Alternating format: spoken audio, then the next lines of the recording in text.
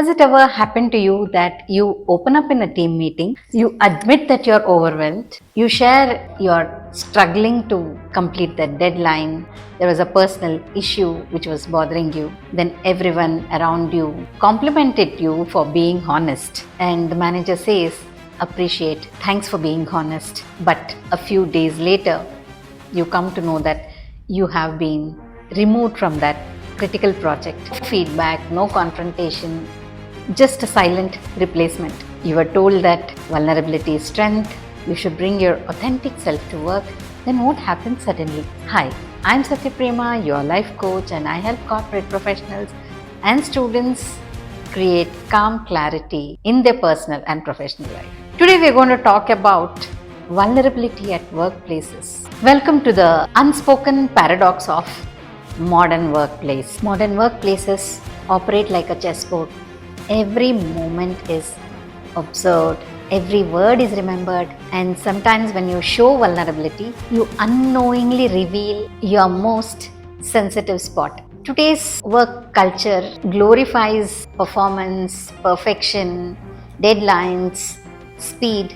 It's literally a performance culture trap. The vulnerability is encouraged and expected, but it is rarely protected. In today's organizations, top management talks about psychological safety, emotional intelligence, and authentic leadership. But when it comes to actual execution, many workplaces still operate on perception management, performance signaling, hierarchy-driven decision making. What happens when you show your vulnerable side in a workplace? Vulnerability gets misinterpreted as incompetence, and emotional honesty becomes a reputational liability. And especially in Asian corporate ecosystem where the hierarchy is deep rooted, authority is rarely questioned. Saving face in front of your colleagues becomes very critical, and emotional restraint is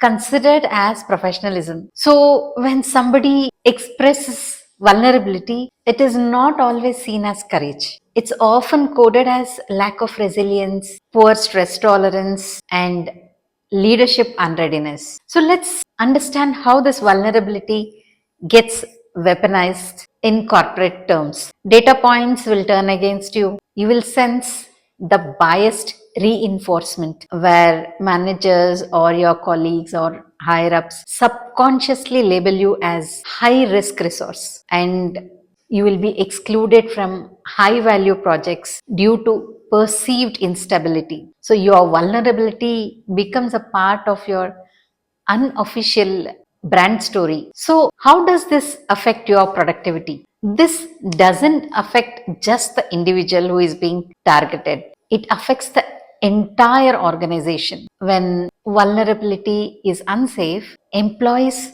stop sharing things. Innovation declines, problems stay hidden, burnout increases, and finally, what you get is a workplace full of emotionally disengaged high performers, silent stress carriers, and surface level collaboration. What is the real cost? Organizations think they are driving performance, but in reality, they are creating psychological bottlenecks, low trust ecosystems, reactive work cultures instead of proactive ones, and the biggest loss is the human potential goes untapped. So, what do? Will you stop being vulnerable? No, that's not the correct thing to do. The real skill is intentional vulnerability, knowing when and where to open up. Not every space deserves your truth, and not everybody needs to know your true self. Trust is built, it's not assumed. So read the room before you open up.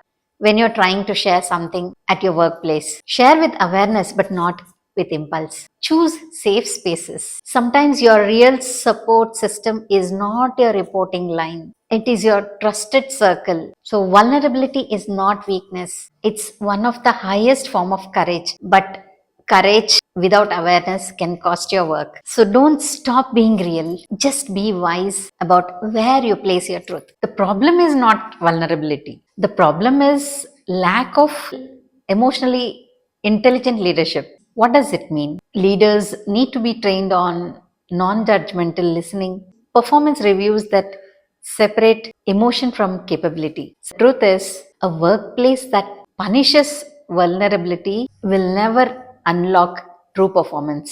People don't fail organizations, but unsafe cultures will definitely do it. Do share your experience in the comments below. It's time we talk about what workplaces do not say it aloud.